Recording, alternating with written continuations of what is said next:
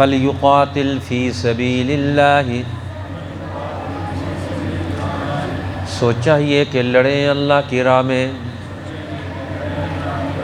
الذین، وہ لوگ جو یشرون الحیات الدنیا، جو بیچتے ہیں دنیا کی زندگی، بالآخرتی، آخرت کے بدلے میں، وَمَن يُقَاتِلْ فِي سَبِيلِ اللَّهِ، اور جو کوئی لڑے اللہ کی راہ میں، فَيُقْتَلْ، پھر مارا جائے، او یغلب، یا غالب ہو جائے، فَسَوْفَ نُؤْتِيهِ أَجْرًا عَظِيمًا، تو ان قریب ہم دیں گے اس کو بڑا ثواب۔ صدق اللہ العظیم۔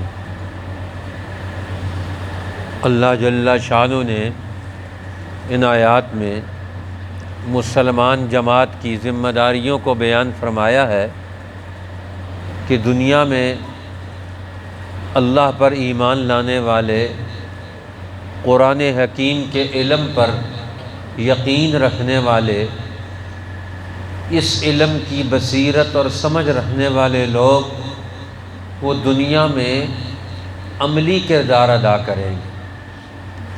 دنیا میں قرآن کے علم کا عمل اور اخلاق، یہ انسانی زندگی میں وجود میں آئے گا۔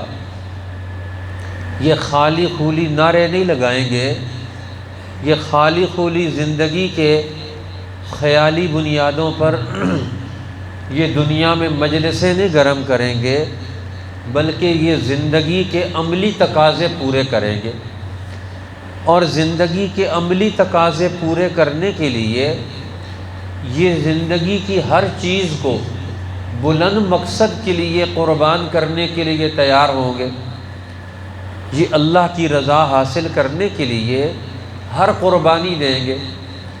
اس لیے سچا مسلمان وہ ہے جو اللہ کے نام پر اپنی ہر چیز قربان کرنے کے لیے تیار ہو جائے۔ یہ سچے مسلمان کی یہ بھی پہچان ہے۔ قربان کرنے کا مطلب کیا ہوتا ہے؟ عمل کرنا، کہ میں اس پر عمل کرنے کی راہ میں کوئی چیز بھی رکاوٹ بنے گی میں اس کو قربان کر دوں گا، اور اللہ کے حکم پر عمل کرنا نہیں چھوڑوں گا۔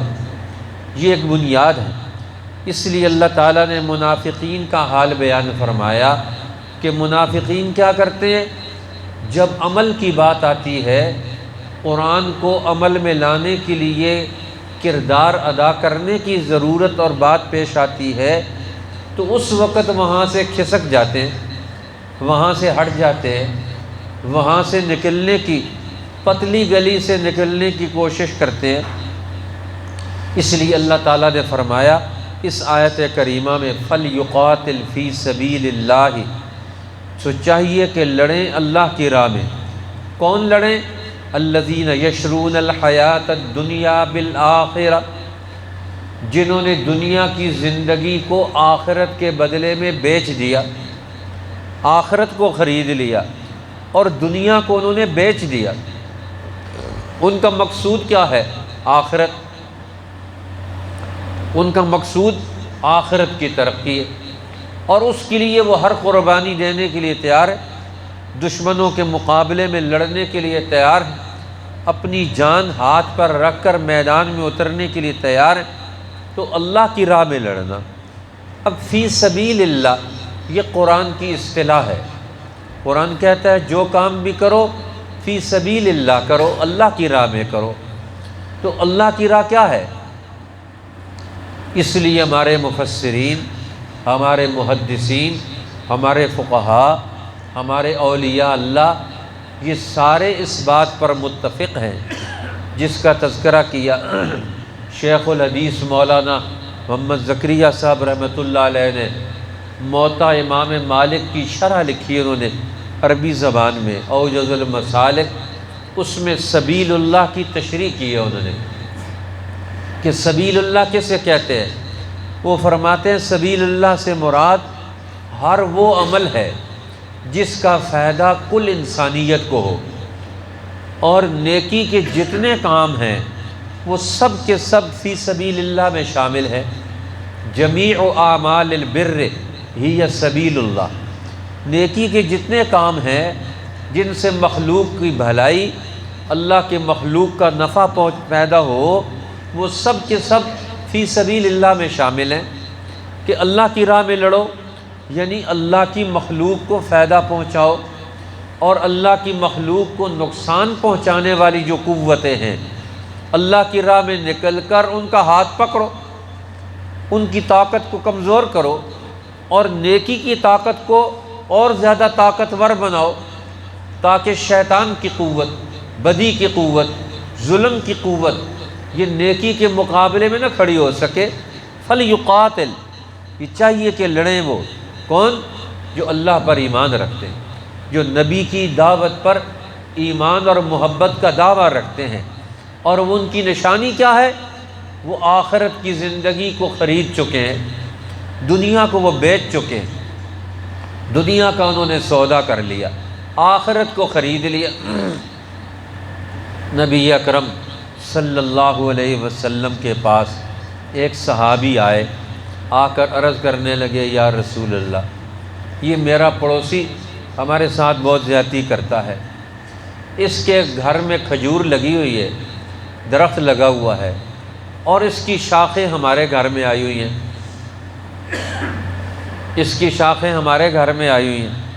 اب کھجوریں پکتی ہیں ہمارے گھر میں گر جاتی ہیں، اب کوئی بچہ ہمارا اٹھا لیتا ہے، یہ ہمارے گھر میں آ کر گھس جاتا ہے اور ان بچوں کے منہ سے بھی نکال لیتا ہے۔ اب ہم بڑے پریشان ہیں، ہم اس کا کوئی حل چاہتے ہیں۔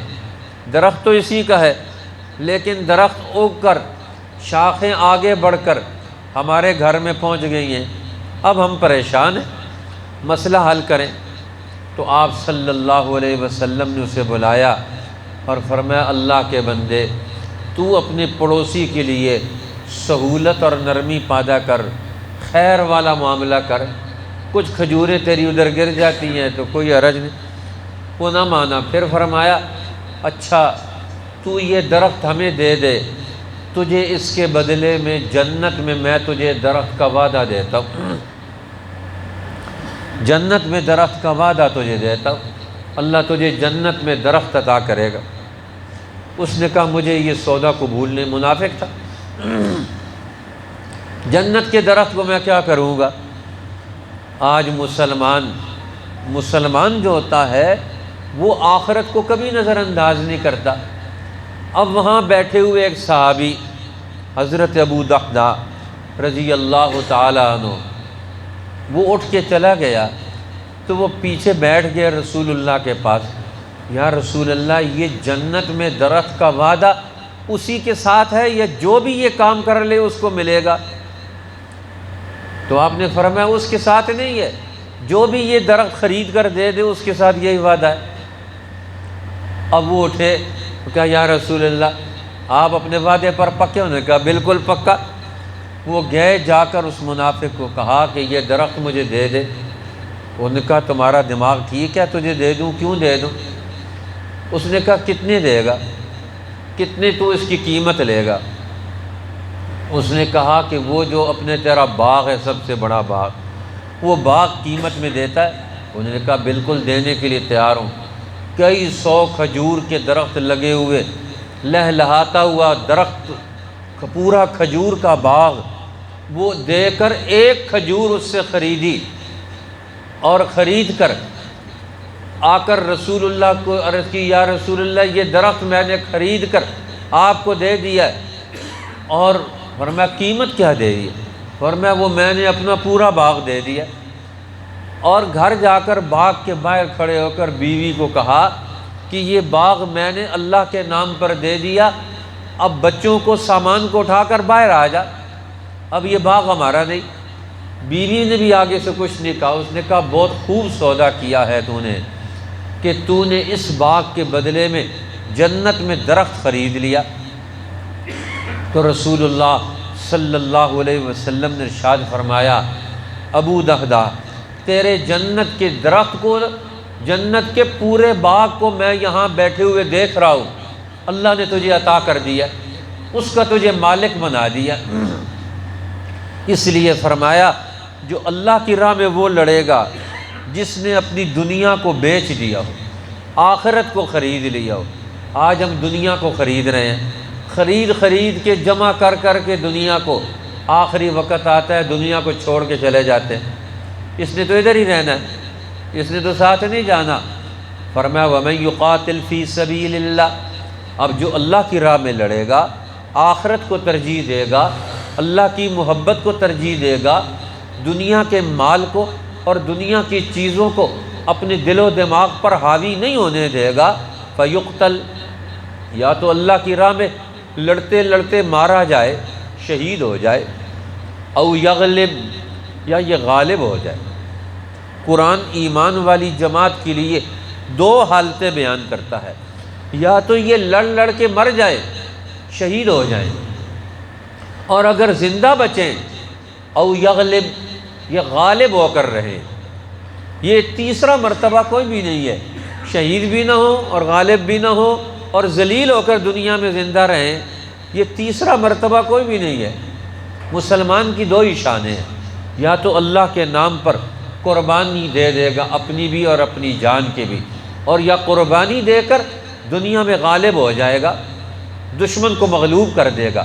تو اللہ فرماتے ہیں جو یہ کام کرے گا فَسَوْفَ نُؤْتِيهِ أَجْرًا عَظِيمًا، ہم اس کو بڑا اجر عطا فرمائیں گے۔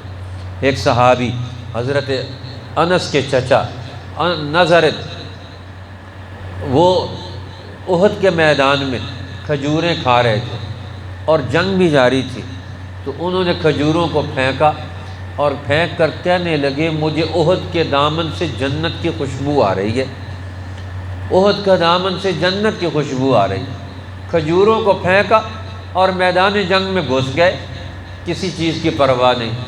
حضرت جابر رضی اللہ تعالیٰ عنہ بیان کرتے ہیں کہ جب تک میرے والد زندہ رہے، بدر کے میدان میں بھی انہوں نے مجھے جانے نہیں دیا، کیونکہ ان کی 9 بیٹیاں تھیں، ایک بیٹا تھا جابر، اور جب وہ چاہتے کہ حضور علیہ السلام کے ساتھ میدان میں جائیں تو والد کہتے تیرے اوپر میرا حق ہے، میں جاؤں گا تو ادھر گھر میں رہے گا۔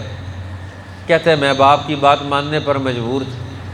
احد کے میدان میں بھی جب نکلے اللہ کے پیغمبر تو میں نے ضد کی کہ میں جاؤں گا، باپ نے کہا نہیں میں جاؤں گا۔